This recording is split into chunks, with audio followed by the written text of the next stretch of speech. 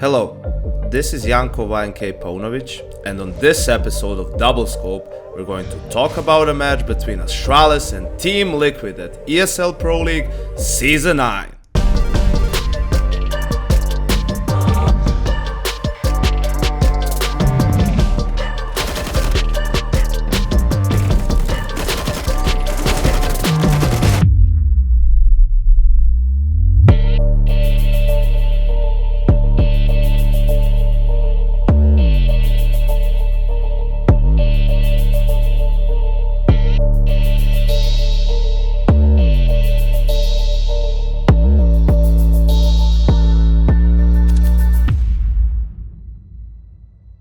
We're jumping into the game in round 21. The score is 14-6 for Team Liquid, but Astralis is on a 5-round win streak, and we've all seen those Astralis Inferno CT sides, and we've all seen Liquid choke, so this still has a chance of going very wrong for Team Liquid.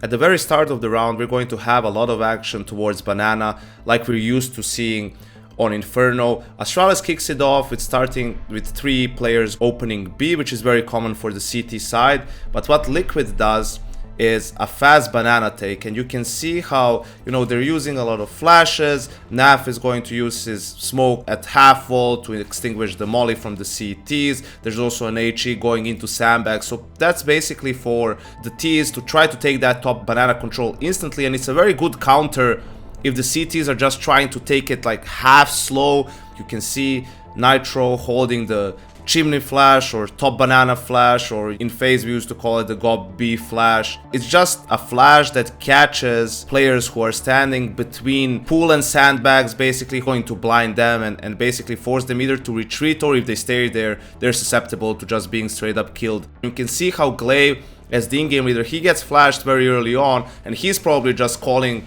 to his teammates, abort, like we're leaving them banana, let's just get out of here so we don't give them any kills.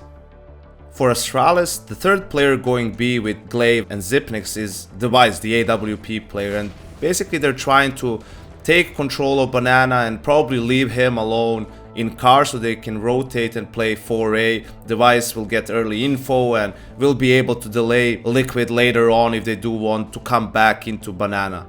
Just look at how fast Team Liquid is to leave banana and go towards mid to take top mid control. At 1 minute 20 seconds into the round, Liquid has managed to accomplish taking banana control and mid control, which is not an easy feat, especially not against a team like Astralis. Astralis, especially on the CT side, no matter the map, is all about the utility. They were always so great with using their utility that as long as they have it, they're still feeling pretty confident in how the round is going. You can see that they decided to go for more of a passive setup towards B. They left Device on the B bomb site with the AWP, hoping he could get a kill if an execute is coming in before being smoked off.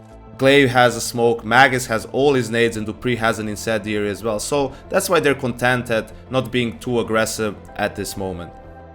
The next step for Team Liquid, you will see Nitro throwing the B-split smoke on long, which basically simulates that they're trying to clear that area of the map and that they want to do either a wrap A from long or just a B-split, since they have both banana and mid control.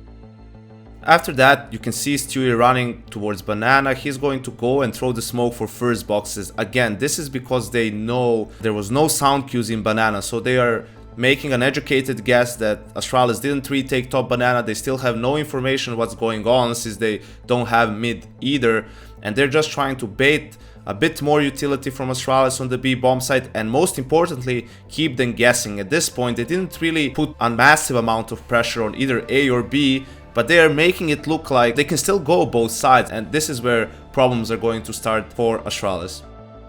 As Stewie is coming back towards A, what the rest of his team basically did is cut noise. So they're not that aggressive in mid, they're not standing inside of mid. You can see Naf is in boiler as well, not directly exposed. So at this point, they're just waiting for a reaction from Astralis, maybe waiting for them to try and retake mid and then just punish that reaction. And it didn't happen for Astralis, and this is where the issue comes in from them. They have less utility, as you can see On A, Magisk with an incendiary and Dupree with an incendiary, just Device on B with a smoke. So they have no information and they don't have as much utility now to defend either a full A or a full B attack. After there was no reaction from Astralis, Liquid decides to end the round on A. They're going to use the little remaining utility they have to smoke small pit, flash long for Stewie, which is still going to, hopefully for Liquid, keep a player occupied on long, even though Stewie is alone there. His job is just to create space, and if he doesn't see anyone, sneak and push through the small pit smoke if he needs to in order to help his teammates. After that, the molly on Elige is going to be used for bike, which is also a position where Magisk plays a lot, and you can see that he was there this round as well. And they're going to throw the last flash from Elige, is going to go over the balcony to flash anyone who's in sight, and it also flashes the bike player once you force him to move with the molly. Now, I told you how Astralis has always been great with utility, especially on the CT side. It's their bread and butter, but here it fails them because you can see Dupree and Magisk, who both have an incendiary, they throw it at the same position at the exact same time.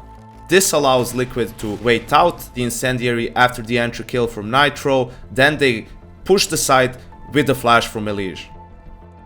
Magisk actually did a great job to evade the Molotov, avoid the flash, to get himself into the headshot position, which is another good spot for the CTs, and despite getting 3 kills, the execute from Team Liquid was, even though simple, very solid. The trade finally came in and they were able to take the site and have a 2v2 post-plant situation.